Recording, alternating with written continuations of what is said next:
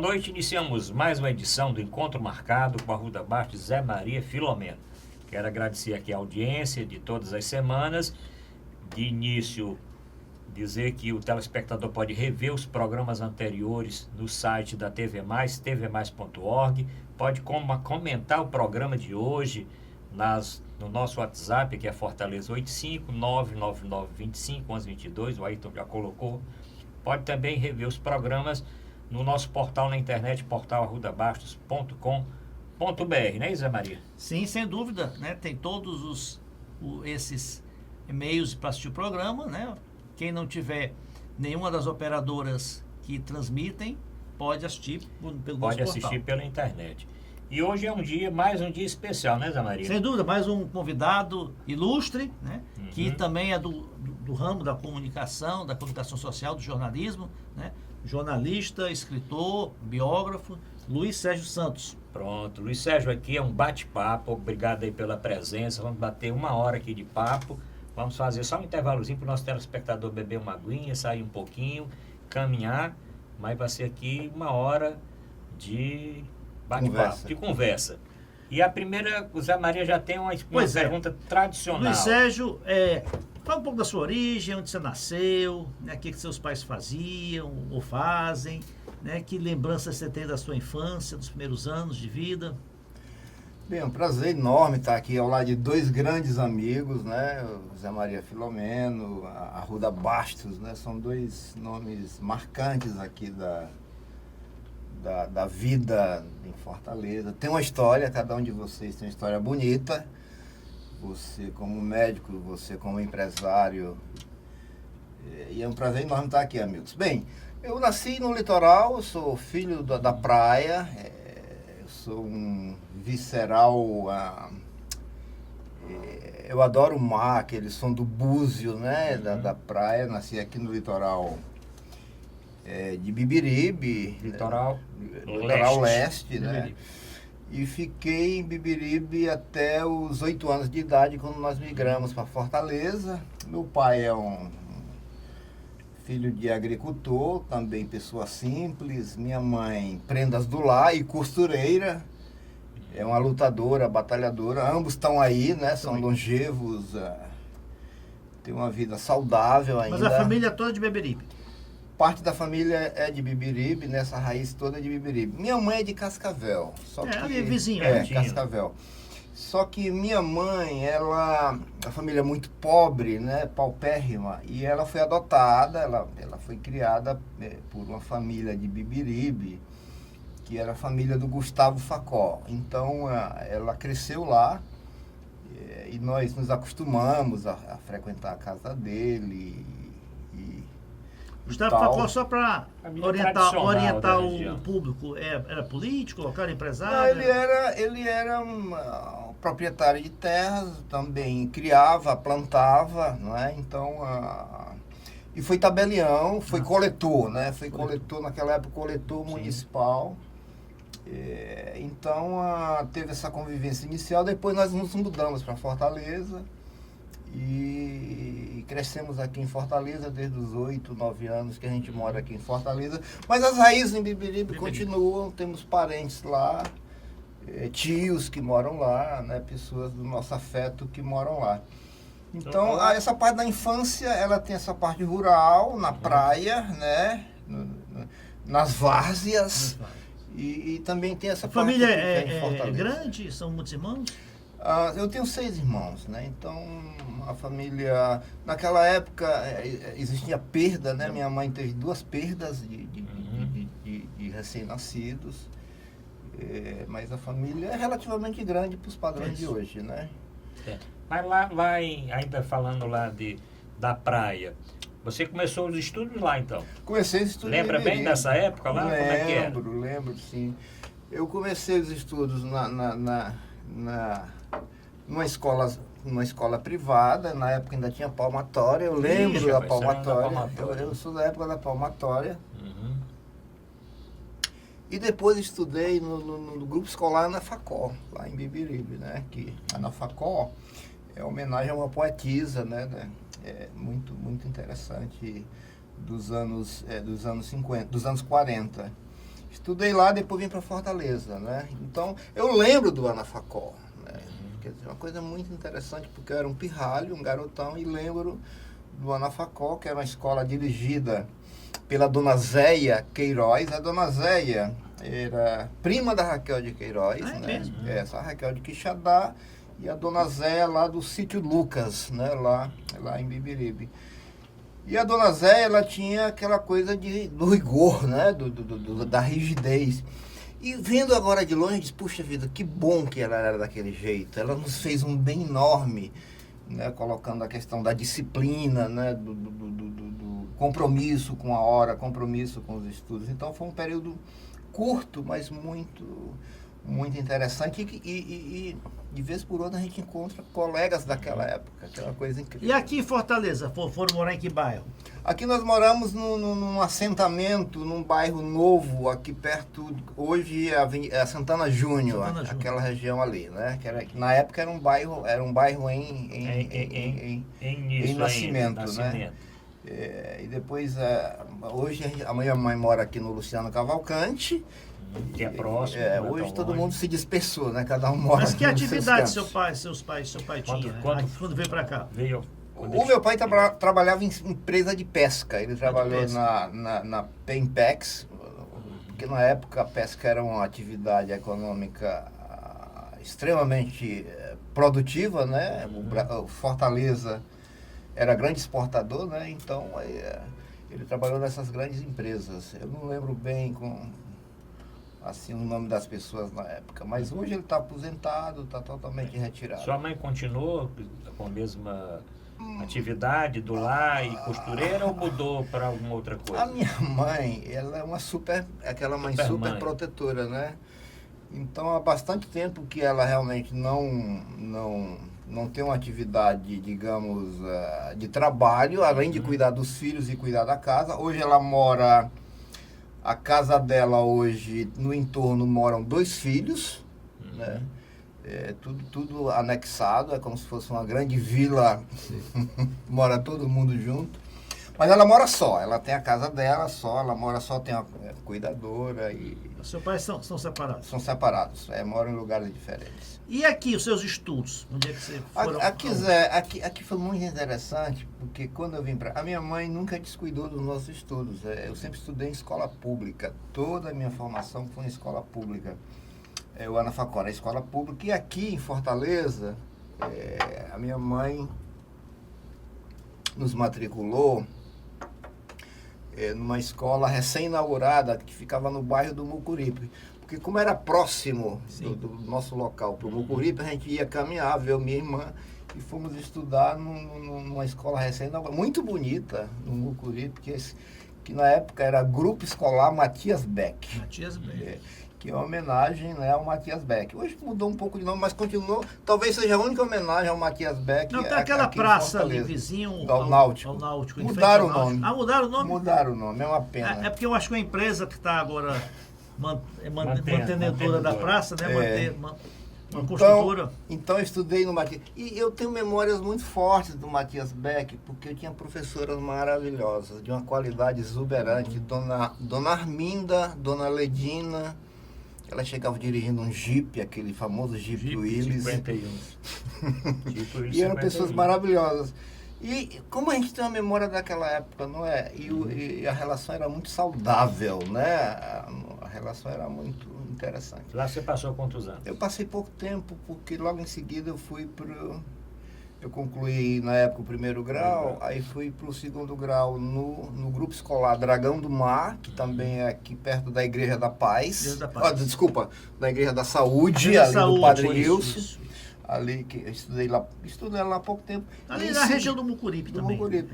E em seguida, que era a minha praia, o Mucuripe. Apesar de não morar no Mucuripe, mas o centro, digamos, cultural era o Mucuripe. E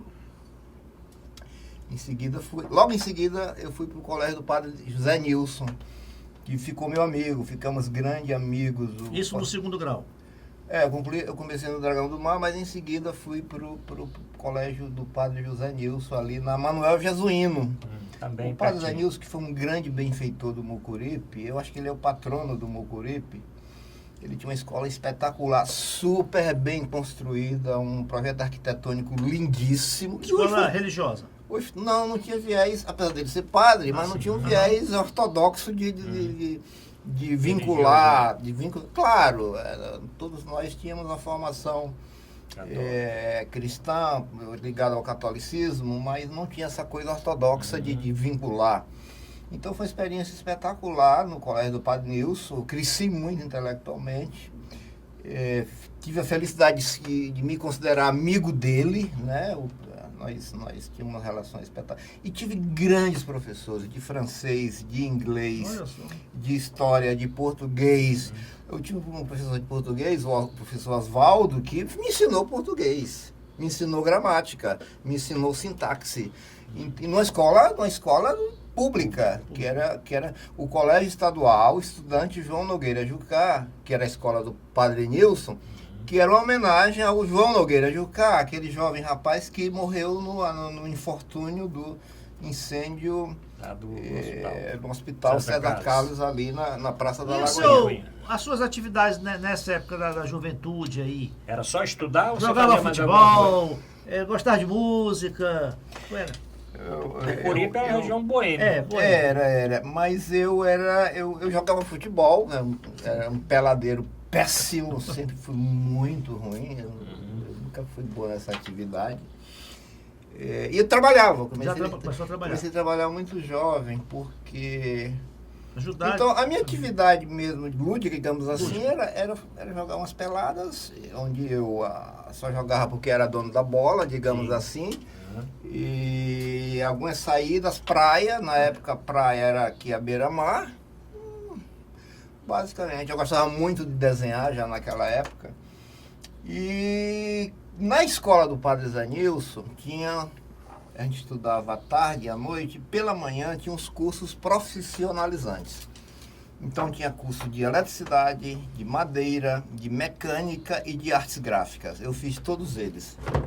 Mas teve um que me fisgou, que foi o curso de artes gráficas. E lá o padre tinha uma oficina dentro da escola. Tinha uma gráfica pequena dentro da escola. E foi aí que eu me encantei pela tipografia. Entrou aí pelo Gutenberg. O Gutenberg entrou aqui. Na veia, né? Entrou na veia. E aí eu consegui um emprego como desenhista na gráfica do Luiz Esteves. Aqui na Progresso, na Cena do Pompeu. Rua Cena do Pompeu, 761, se não me engano. Fiquei lá bastante tempo. Outra pessoa com quem eu aprendi muito, assim, em termos de disciplina, com o Luiz Esteves. Ali foi uma aprendizagem. Eu convivi com muita gente boa, com o José Terto, que era um senhor que vinha do Correio do Ceará, que espetacular. Aprendi. Então comecei a trabalhar, porque eu não tinha dinheiro. Meu pai não tinha dinheiro, minha mãe não tinha dinheiro. Quer dizer, a gente... Aí você trabalhou na quem me ajudava na escola... Você era tipógrafo, então? Quem me ajudava na escola, porque a gente tinha o caixa escolar na escola do padre, era a minha madrinha, que é a Valda Facó, para quem eu mando um beijo. E eu comecei a ganhar dinheiro, um dinheirinho, uma merrequinha na gráfica do Luiz Esteves. Mas eu já trabalhava na prancheta, com régua T, com esquadro, com tinta nanquim, fazendo formulário, aquelas coisas. E aprendendo, porque eu estava aprendendo lá com os meus tutores. Bem, então a sua decisão para fazer faculdade de comunicação foi natural? Ou teve outros eu acho projetos? Que teve muitas influências. Mas você estudou lá então até que ano? Porque lá você foi para outra escola. Do Padre Nilson? Sim. Não, do Padre Nilson. Eu concluí o segundo grau naquela época. E em seguida fiz vestibular e entrei na universidade. Não teve nenhum interregno. Eu concluí o segundo grau e entrei na universidade. Você vê a qualidade do ensino, né? Porque eu vinha de uma escola pública. E não fiz cursinho, não fiz nenhum preparatório. Eu me preparei, porque a editora Abril, na época, tinha uns fascículos de vestibular. E eu me preparei com aqueles fascículos da editora Abril. Agradeço o Victor Tivita por aqueles fascículos, porque eu me preparei e passei. Na época, o vestibular era em 2 etapas, né? A gente Sim. se classificava na primeira, Você fazia ia para a segunda. para humanidades e ciências juntos. Né? Você... Então, eu tive muita sorte também, porque... Você fez o vestibular para o UFC para o curso de... O curso na época era Comunicação Social. Comunicação Social. Na época, a denominação do curso. E essa, porque já estava... Eu acho que eu tive muitas influências. A minha mãe me influenciou muito. Assim, não ostensivamente, subjetivamente. Porque ela sempre estimulou a leitura, ela lia bastante, era uma autodidata, mais ilustrada. E você já lia jornal, gostava de ouvir rádio? Eu lia jornal. O noticiário já era algo que lhe chamava atenção? Eu tive o prazer, assim, de conviver em Bibiribe, na biblioteca lá da casa da Ana Facó, que era a minha madrinha também. E elas tinham biblioteca. E eu tinha acesso à biblioteca, né? Com obras, por exemplo, o anuário do Valderio Show, eles tinham toda a coleção. Eu ficava vendo aquelas coisas lá. Eles tinham Monteiro Lobato todo, eu li Monteiro Lobato todo já, numa idade muito, muito recuada. E eu acho que subjetivamente também eu tive acesso à obra do Rui Facó lá, que era Brasil século XX, Cangaceiros e Fanáticos. Eu acho que teve essas influências. Teve a questão da tipografia, que eu sempre gostei. E teve o fato de eu sempre gostar muito de jornal, porque na época eu lia o Correio do Ceará, que era o jornal. Na época você está falando do início dos anos 70, né? Correio do Ceará, Unitário, Jornal Povo, Tribuna do Ceará. Depois é que veio o Diário só em 81. Depois foi o Diário em 82. Então, quando eu... E já tinha o Estado também. E tinha o Estado, que é um jornal de 1936, né? Então... Agora, que ano você entrou na universidade? Agora você me pegou. Você terminou em 82. Eu terminei em 82. Então, você andou me rastreando, né? Sim, você terminou em 82. Então o quê? 77, eu sei que eu 78? terminei em 79. Então, quando eu olho ali quem terminou por perto ali... Tá certo, então, você terminou em 82. Você participava daqueles movimentos ainda na época. Eu participei de alguns ditadura ali. Eu participei. Pois é, então vamos lá. Nós fomos militantes. Eu não tão ostensivo quanto você, mas fomos militantes contemporâneos. Mas nós vamos conversar a respeito. Mas vamos fazer logo o primeiro intervalo, né, porque tem muita coisa para conversar. Intervalozinho rápido. O nosso telespectador dá uma voltinha. Voltamos já.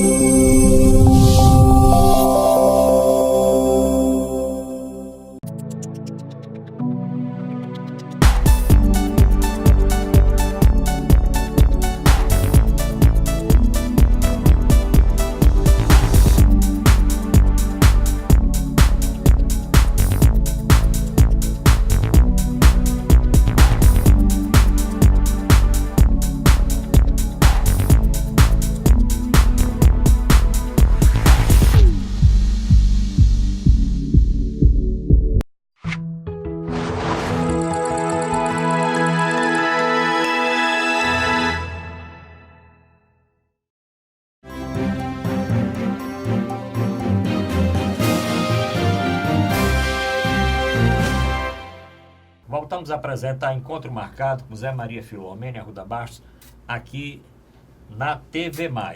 Lembra o telespectador, quer rever os programas anteriores, tem 5 anos, todos os programas postados no canal do YouTube da TV+, tvmais.org. Quer rever, quer assistir esse programa ao vivo? Pode assistir no seu celular, tvmais.org. Quer assistir também? Assista no nosso portal, portalrudabastos.com.br. Quer comentar o programa? Mandar uma mensagem aqui pro Luiz Sérgio? Pode mandar, comente aí, você que é ali também do litoral leste.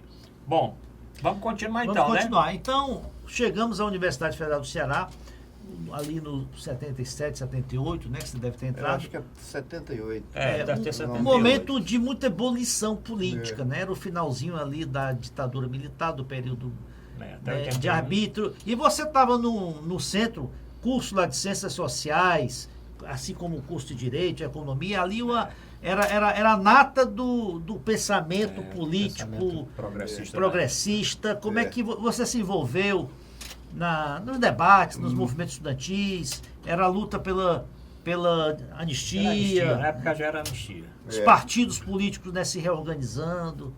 Como é que foi esse momento? O Arruda Bastos vai me ajudar nessa Você foi muito nessa passeata resposta. ali. Nós íamos a passeata, na verdade. Frequentou muito o céu, né? Com certeza. As festas do céu. Bastante, tinha o as céu festas, tinha. Muito jogo ali também. Aquela Mas- quadra do céu falasse. Pois é. Mas foi uma época de transição, tinha os mais politizados. Eu não me considero na categoria dos mais politizados. Eu poderia também, mas também não era massa de manobra. Eu tinha minha consciência crítica, mas nunca me filiei naquele momento a partido político. Assim, militava, tinha minha consciência, acreditava, tinha os credos nossos.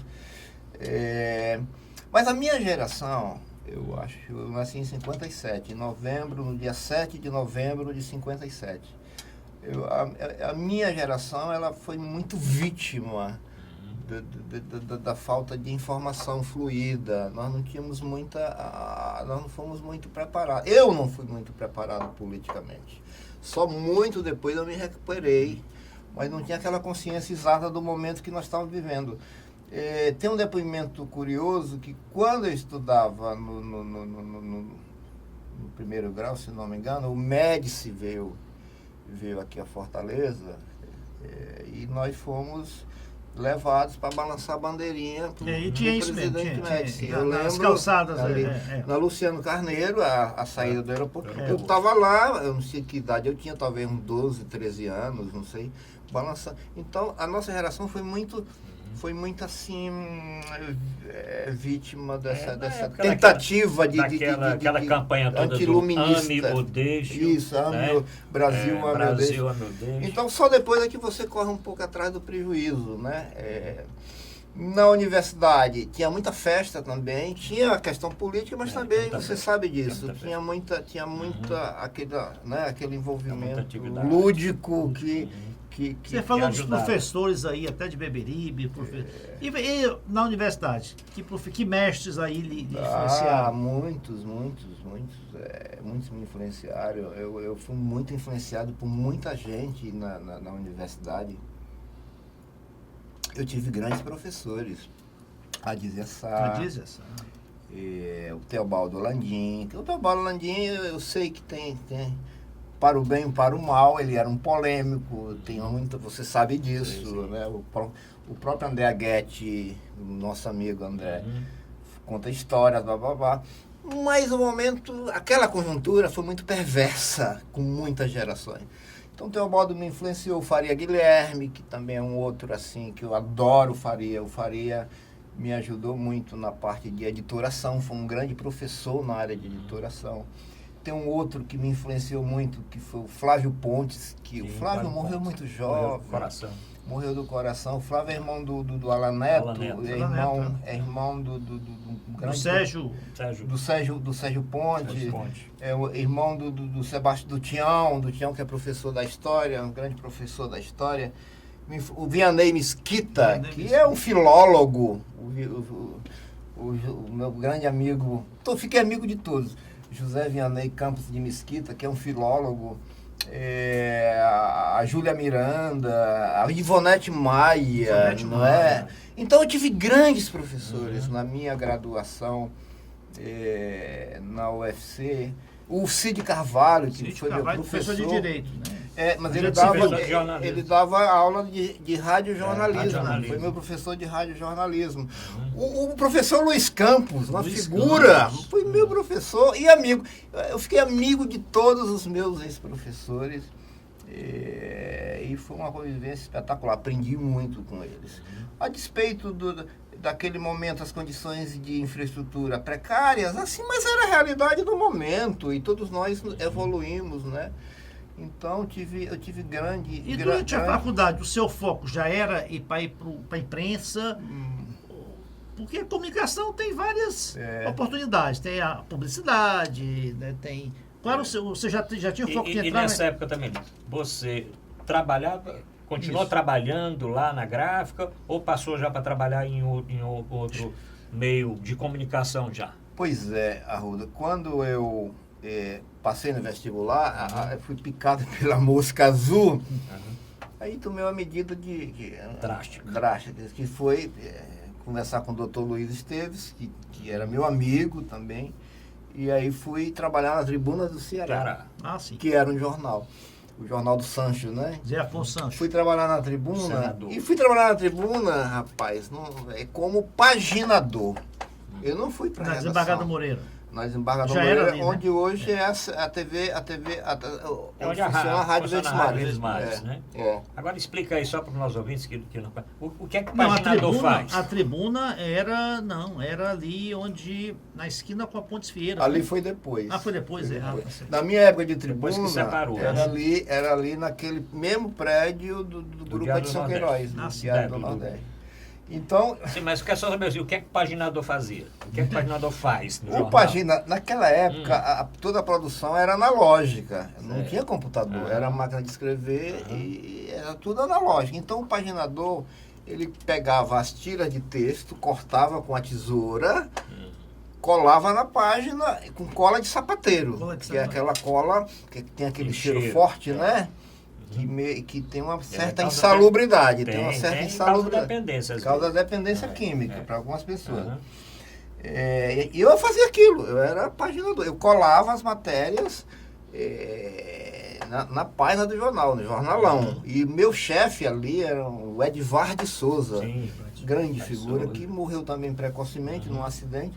E a gente trabalhava à noite, trabalhava até 1 da manhã, 2 da manhã. Você estava na área industrial, então? Era nas oficinas. Era montando o jornal. Né? Eu trabalhava como operário e adorava, porque também já tinha a ver com design gráfico. Né? E comecei a ter domínio da feitura do jornal, na cozinha do jornal. Né? Naquela coisa. Isso para mim foi muito importante. E conheci gente muito boa naquela época. Aprendi muito com muita gente boa, né?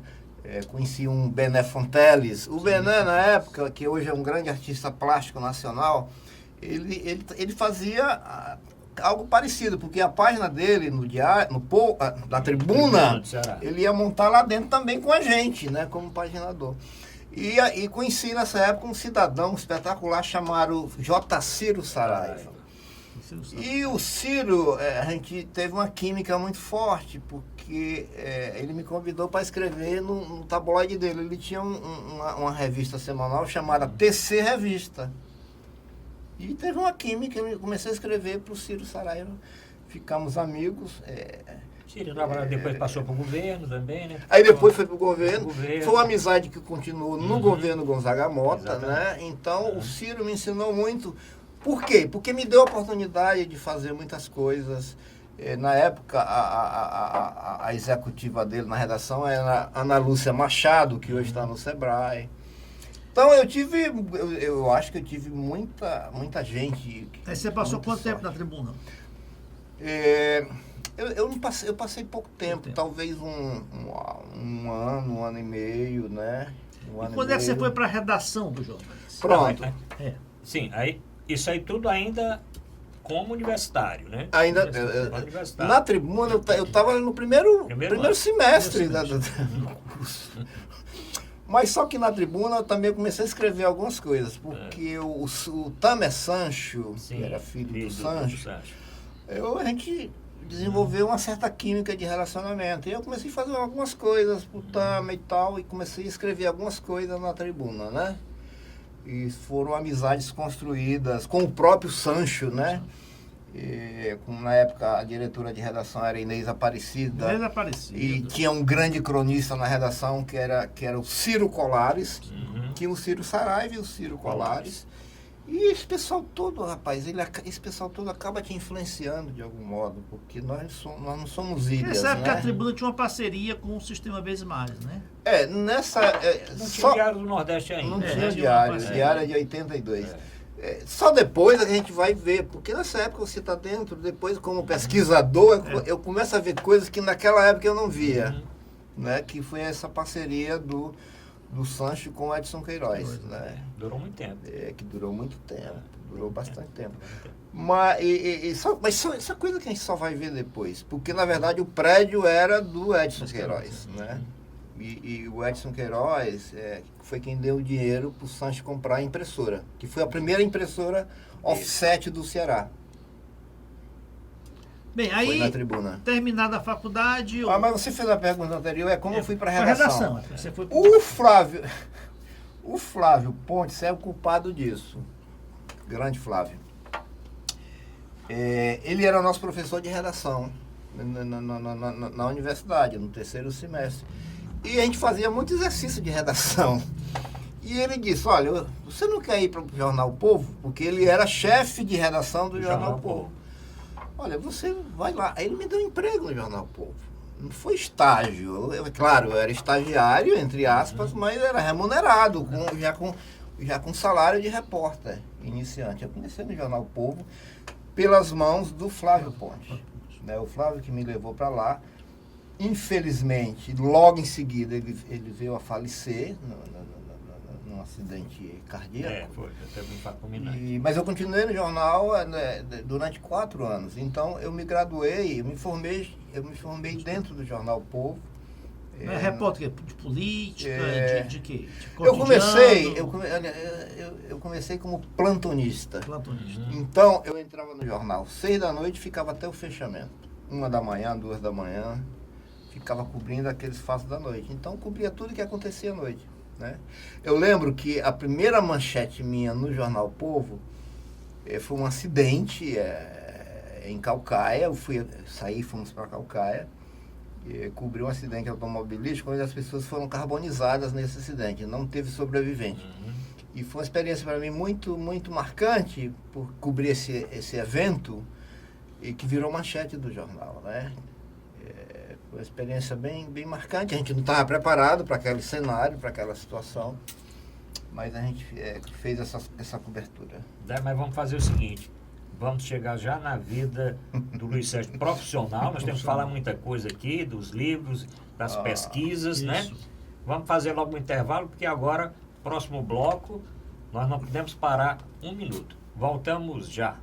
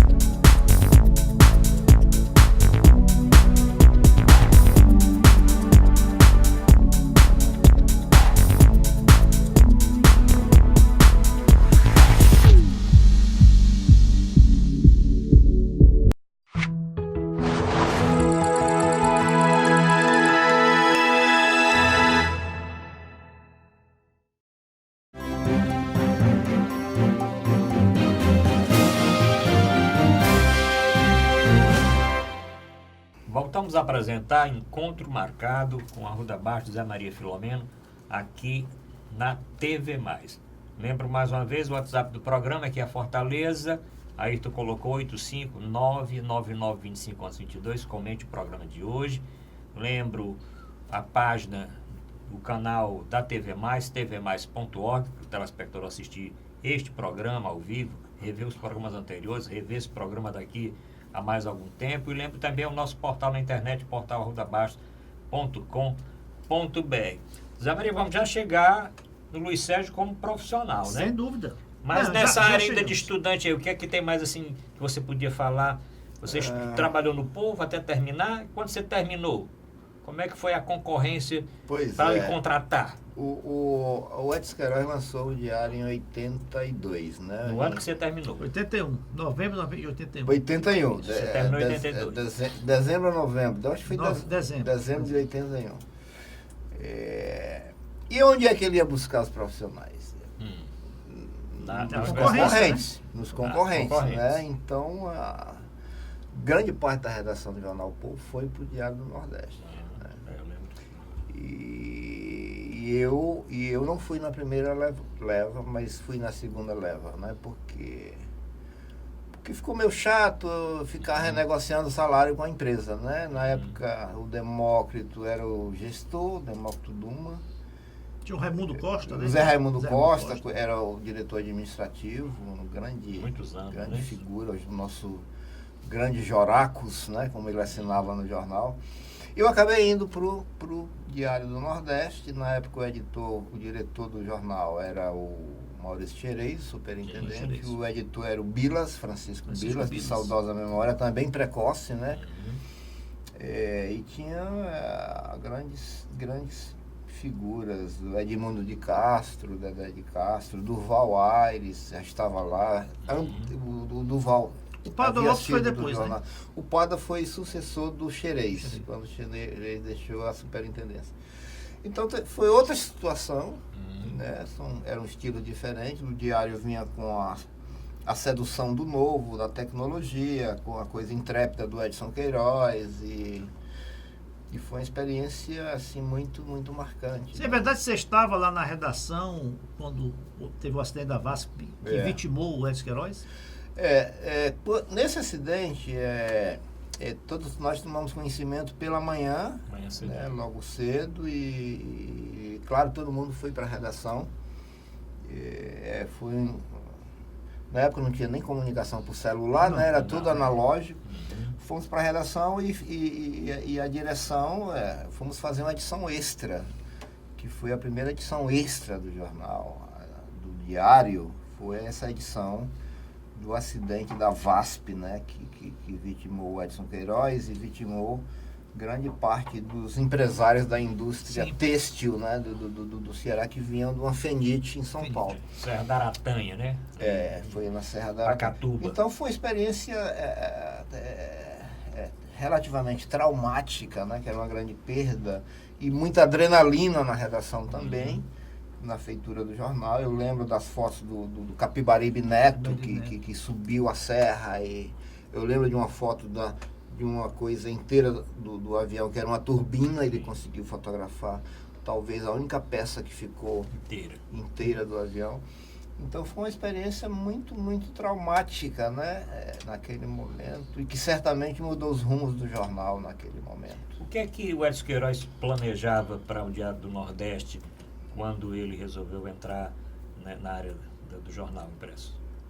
O Edson Queiroz era um visionário, né? Um empresário arrojado, bastante preocupado com os rumos do Ceará, principalmente. E o que nós ouvíamos na redação é que o projeto dele era um projeto regional. Daí o nome Diário do Nordeste. O jornal, todos os laboratórios do jornal tinham outro nome, Gazeta 1. Então ninguém sabia que o jornal seria Diário do Nordeste, porque o Edson não, Gazeta 1 é o nome do jornal. João Ramos, na época, era o diretor industrial. E quando o jornal é lançado, no dia anterior, disse, não, o nome é esse aqui. E o jornal tinha sucursais em Salvador, em Recife, tinha em Teresina. Então eu imagino que o projeto do Edson era um projeto regional, um projeto do Nordeste, naquela conjuntura, porque era uma conjuntura que permitia isso. Claro que o tempo muda os planos e os planejamentos. Vamos avançar aqui no tempo, porque a gente tem muita coisa para falar ainda com o Luiz Sérgio. E você depois volta para o Povo. Quanto tempo então, Luiz Sérgio, você passou no Diário do Nordeste? Eu passei 4 anos, no Diário, depois fui para São Paulo. Fiquei 3 anos em São Paulo. Também no jornalismo? Eu tive uma experiência na Folha de São Paulo, lá na Alameda, ali na sede da Folha, ali já na periferia do centro de São Paulo. Escrevi para a revista Senhor, escrevi resenhas para a revista Senhor. Na época o editor da Senhor era o Mino Carta, e o homem da redação era o Nirlando Beirão. E fiz uma pós-graduação na ECA USP, na Universidade de São Paulo, onde conheci pessoas espetaculares. Foi uma experiência muito rica. E nesse período também eu passei um mês nos Estados Unidos num programa... Em Washington, né? Num programa do USES, né? Como bolsista do USES. O USES era uma espécie de demônio naquele período. Visitou o jornal, você visitou o Washington Post? Visitamos o Washington Post.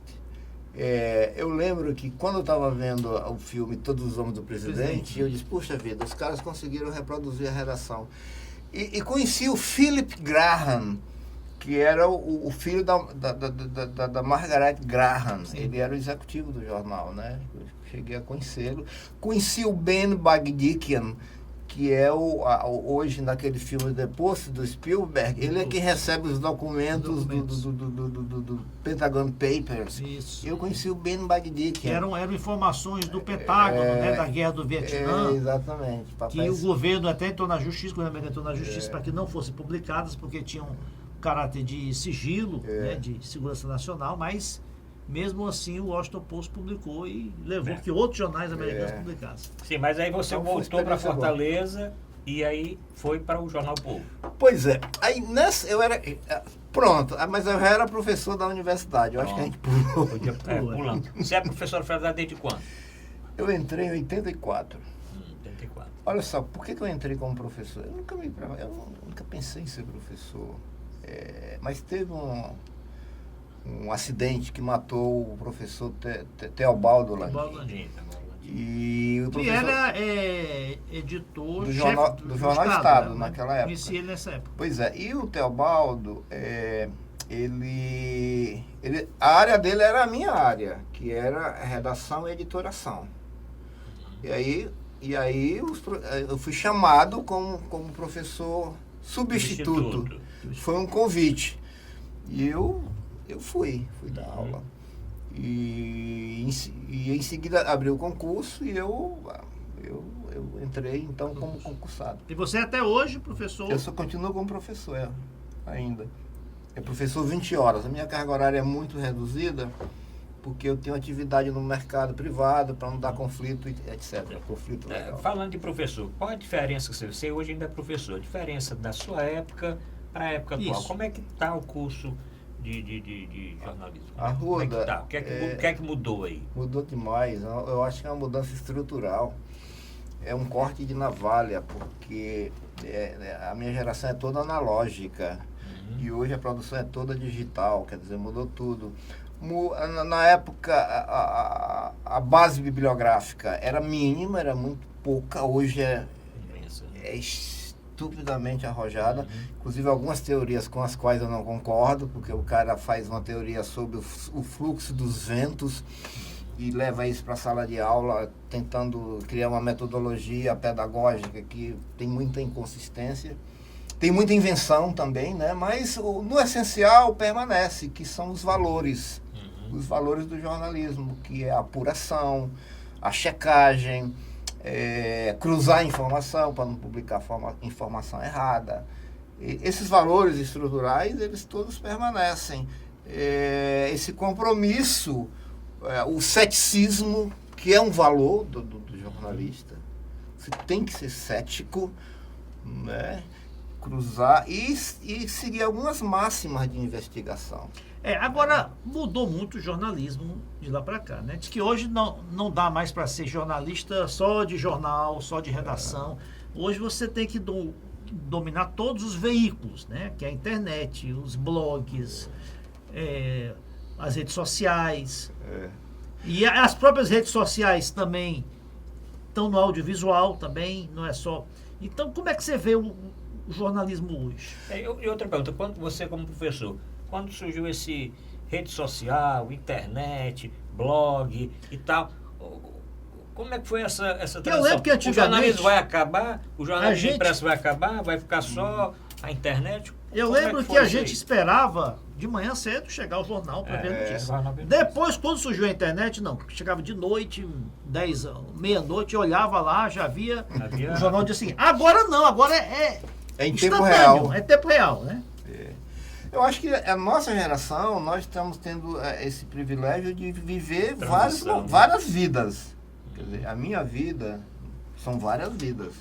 Eu acho que eu já vivi várias vidas em vários momentos. Então, esse impacto da tecnologia, ele desorganizou tudo que a gente foi preparado para conviver. Ele desorganizou, ele quebrou aquele fluxo de informação monopolista dos jornais tradicionais.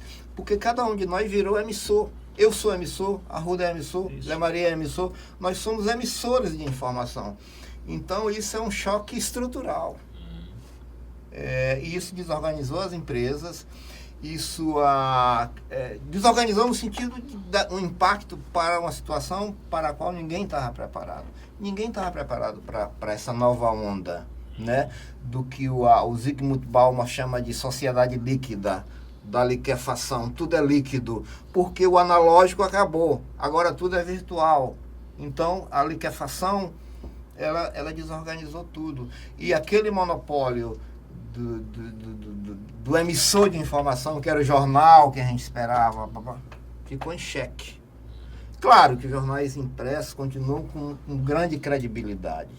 E Isso não é só os inegável. jornais, até o rádio mudou, né? Porque o rádio hoje você tem a interação, você tem lá você está fazendo programa de rádio mesmo ao vivo, mas não tinha a interação que tem antes. Não tinha a velocidade de notícias chegando como chegam instantaneamente. Eu vou aproveitar, porque nós temos aí, tem muita coisa para falar contigo. Eu queria dois conceitos seus com relação, que está se discutindo muito hoje. Sigilo da fonte, tá certo? E a publicação dessa matéria, que é fornecida de uma forma ou ilegal ou legal, de qualquer que seja, e as fake news. Eu vou traduzir também o que o Arruda quer saber. Esse Intercept Brasil, isso é jornalismo, isso é política, isso... O que é? Bem, vocês agora me colocaram contra a parede. Eu acho que, veja bem, a questão da fonte, o sigilo da fonte. O sigilo da fonte tem que ser preservado. Eu sou a favor do sigilo da fonte. Isso é um valor que tem que ser preservado. Isso é uma coisa. Quando a gente fala do sigilo da fonte, não é que a fonte tenha o dom da verdade, porque quando nós temos uma fonte de informação, nós temos que cruzar, checar a veracidade daquela informação. Isso é uma coisa, né? Eu acho que a coisa mais emblemática na história do jornalismo é a apuração do caso Watergate, né? Onde os repórteres do Post, o Bestay e o Diard, eles checavam, eles cruzavam tudo, né? E eles não cometeram gafe durante a apuração. Então, esse é um grande desafio, né? Porque opinião todo mundo tem. Agora, informação é mais complicado, porque demanda tempo, demanda investimento, demanda dinheiro, né? Isso é uma coisa.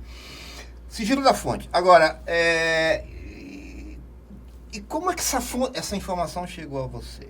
Ela vem objeto de um grampo telefônico? Eu acho que aí se estabelece um grande problema, que é você avaliar se publica ou se não publica, né? Você publica a informação que você conseguiu através de um grampo? É válido comprar notícia? Eu acho que, olha, eu vou falar uma coisa, que na apuração sempre tem uma relação de troca. Tem o interesse da fonte e tem o interesse do repórter. Eu fiz algumas reportagens, uma delas ganhou o prêmio ESSO, ainda estudante, ganhou o prêmio ESSO. E na apuração, em muitos casos, houve uma relação de troca. Tinha o interesse da fonte divulgar aquele fato. Ela tinha talvez um interesse moral, eu preciso expor isso, porque isso não é moral, é amoral e precisa ser execrado, mostrado. Isso é uma coisa. Então é uma troca, tem uma relação. Não uma troca monetária, financeira, é uma troca de interesses. Eu acho que sempre tem. E com relação ao fake news, o que você acha? Isso é em que vai dar isso? Isso é um problema sério, é um problema que se cristalizou a partir das redes sociais, das novas tecnologias. Porque os grandes jornais, eles cometem barrigada, que a gente chama de barrigada, que é publicar uma informação errada, mas às vezes em decorrência de um problema técnico de apuração, ou às vezes de pressa. Mas nas redes sociais saiu de controle, né? Então, o que tem que ver é a origem da fonte. Na rede social você não tem o direito de resposta, né? E tem que ver a origem. Eu acho que o ceticismo é importante. Eu acho que saiu de controle. Claro que sempre houve a origem da imprensa no mundo é panfletária. A imprensa nasce nos sindicatos, nasce nos partidos políticos. Então a ideia de panfleto aí é do alinhamento a uma bandeira, a minha bandeira. E esse panfletarismo, tem um valor. Ele não é uma coisa amoral, porque é o meu valor. Eu sou anarquista, então o meu jornal é anarquista. Eu sou comunista, então o meu jornal vai defender as bandeiras do comunismo, ou do socialismo, ou do liberalismo. Então isso não tem nenhum problema moral, não. O problema da fake news é a má fé que está na origem da fake news. Eu não vejo como controlar isso. Eu acho que... Aí tem que Eu não vejo como controlar. nós temos que amadurecer com relação a isso e ter esse ceticismo. Porque tem muitas pessoas, mas qualquer notícia compartilha uma fake news que, para quem é um pouco cético, isso não é verdade. Não pode ser verdade. Isso não pode ser verdade. Agora, esse falta de juízo crítico depende muito da base de conhecimento das pessoas, né? Agora, tá bom. Vamos agora algumas... Vamos fazer, daqui a pouco, ele como biógrafo. Biógrafo, né? Mas antes de chegar na... Você já teve pressão da direção do Jornal dos Donos, a direção, para dar uma notícia ou para não dar uma notícia? Eu acho que a relação da redação com a empresa é um pacto, existe um pacto. Eu acredito que a empresa é o dono, o espírito é o dono. O espírito do jornal é o dono do jornal, é o grupo controlador do jornal. Se você vai trabalhar num jornal, no Wall Street Journal, na Folha, no Povo, no Diário, você tem um pacto silencioso onde você não vai fazer coisas que você sabe que vão contra os interesses daquela empresa. Você pode até fazer, né? Já teve uma matéria censurada? Deve ter tido. Beba uma aguinha aí. Zé, uma das coisas a gente só toma conhecimento do que é publicado. E o que não é publicado? Quer dizer, de quem é a decisão de publicar? Então, como editor, eu fui editor do Povo, fui editor do Diário como a secretária de redação, na época do Bilas. E a decisão de não publicar? Então, quantas matérias nós decidimos não publicar?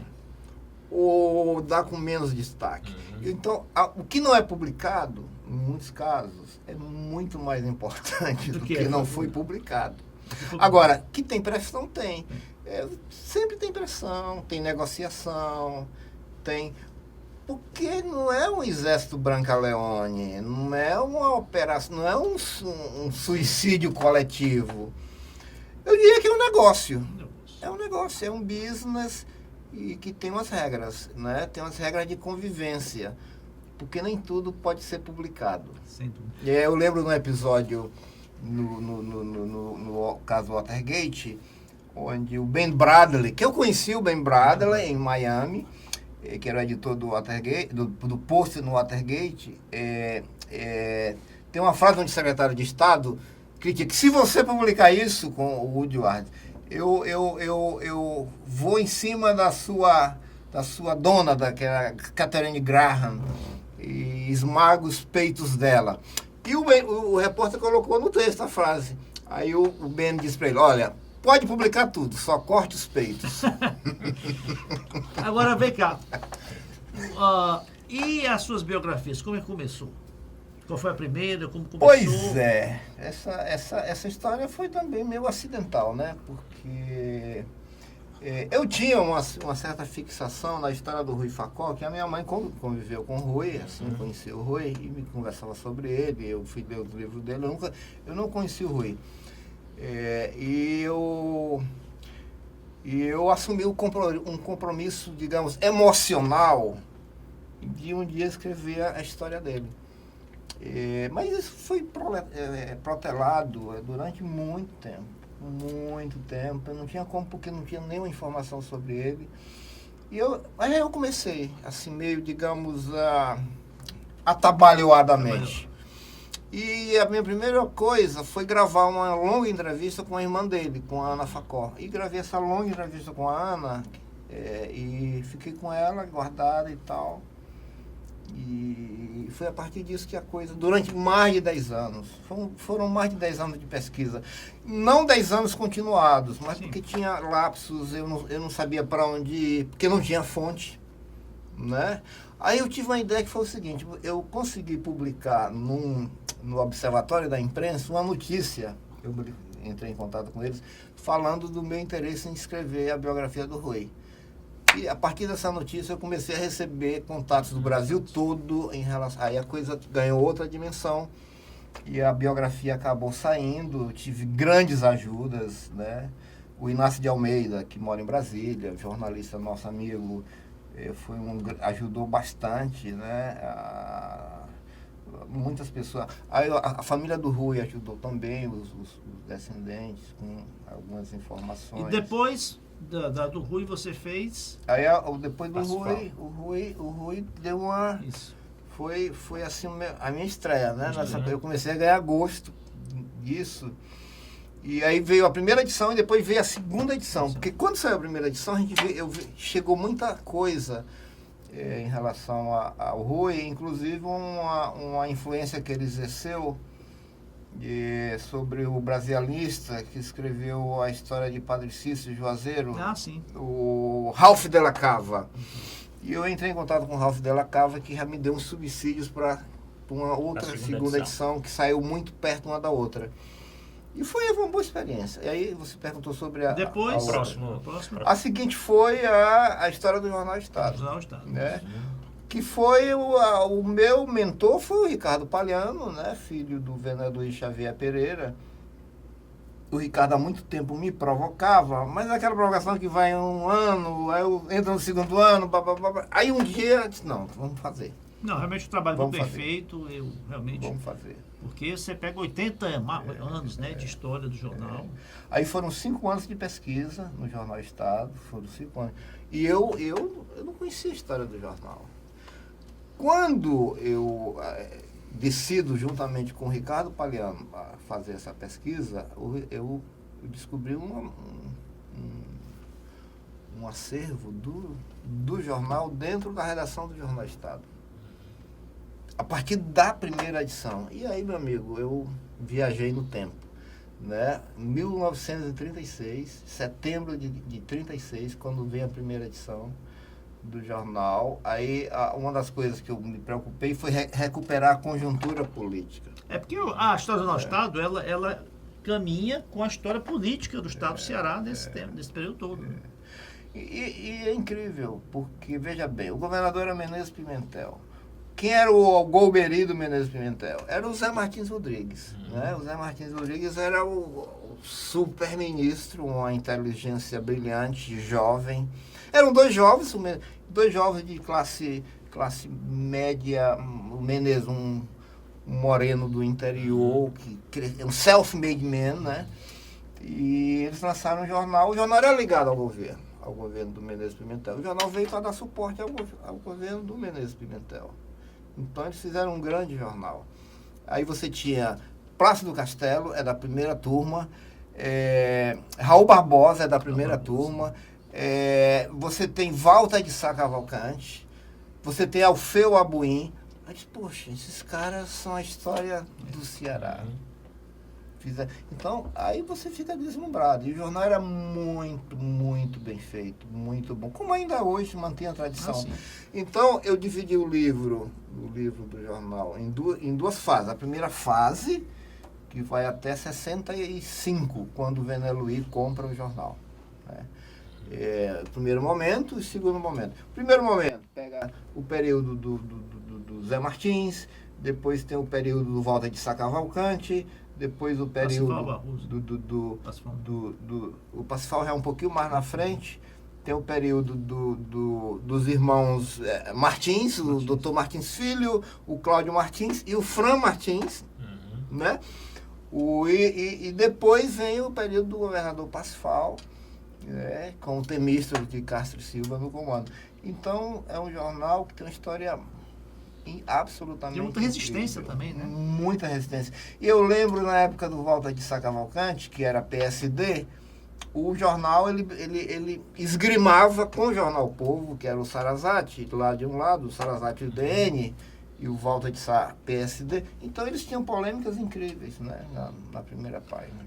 Depois daí do Estado, qual que você fez? O Parsifal. Aí veio o governador Parsifal. Isso.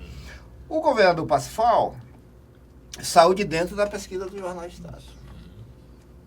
Um filho, né? Um filho. É um filho do jornalista. Tanto que quando eu concluí o Itimorata, eu tinha o livro do Parsifal pronto. É um subproduto do jornal. E além disso, eu descobri no período uma entrevista que a professora Teresa Guetti, esposa do professor já falecida, fez com o Parsifal, que também me ajudou bastante a dar mais, digamos, relevo, né, a coisa. Então, eu disse, vou escrever a biografia do Parsifal, do governador Parsifal, porque o governador Parsifal, na história do Ceará, ele ocupa 15 linhas nos livros de história do Ceará. Eu não sei, tinha um hiato.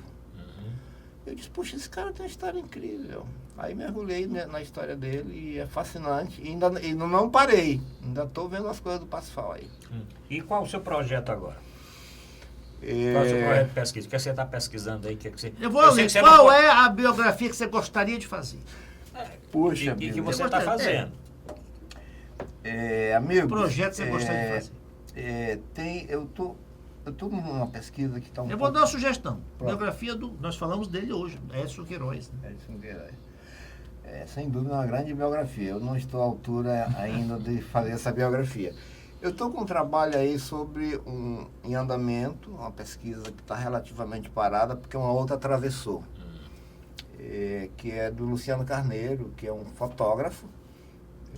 Você vê como está tudo conectado, porque o Luciano morreu em 59 num acidente aéreo, e aquela homenagem a ele foi na época do governo Parsifal. Na avenida, né? Era uma picada, só tinha mato dos lados e tal. E eu comecei a investigar a história do Luciano Carneiro, mas está parada. Era para ter saído esse ano e não deu, porque atravessou um outro projeto que está em andamento, que é um projeto que tem uma cláusula de confidencialidade. Vai ficar para o próximo Vamos programa. pro Pinga Fogo rapidinho. Pinga Fogo aqui, três perguntas duas, finais. 3 palavras. Falta só um minutinho aí. Um livro. Puxa vida. 2, 3, aí sim. Pode ser mais, mas aquele livro que você... Caramba, você agora, eu fiquei... Não, vários sim. A Sangue Frio, do Truman Capote. Truman Capote. Uma música, né? Para ficar uma coisa mais... História assim. ali do massacre, né, que teve no interior dos Estados Unidos. Uma música. No Kansas. Puxa vida. Qualquer uma da Billie Holiday. Tem mais ainda... Um filme. Um filme, Eu acho que O Poderoso Chefão. Alguma coisa que você se arrepende de não ter feito, que poderia ter feito, ou o contrário? Muita coisa que eu poderia ter feito e acabei não fazendo, né? Muita coisa. E alguma coisa que você fez que se arrepende? Bastante também. É melhor não revelar, Arruda. Fica pro próximo programa. Né? O ídolo do jornalismo. Eu tenho tantos. Mino Carta, eu tive o prazer de estagiar com Mino Carta na Isto É, em São Paulo, na Consolação. Aqui no Ceará, Duval Aires, Dedé de Castro, Flávio Torres, puxa vida, Adízia Sá. Não dá para ter só um ídolo no jornalismo. É minha paixão. Bom, vamos agradecer, né? Já ultrapassamos o programa. Passou rápido porque foi muito bom. Bom, o programa passou rápido. Sérgio, obrigado aí. Obrigado a você. Você vai ser convidado brevemente, trazendo os livros. Eu vou me preparar. Quando esse projeto aí puder ser anunciado, né? Quero que você anuncie aqui de primeira mão. Pode ser. Sem dúvida. Tranquilo. Bom, agradecer aqui o Luiz Sérgio, agradecer Zé Maria, agradecer principalmente o telespectador que ficou até este momento assistindo o nosso programa. Falo mais uma vez, comente o programa de hoje, assista o programa no site da TV Mais, tvmais.org, e veja os programas anteriores. Muito obrigado e até a próxima semana.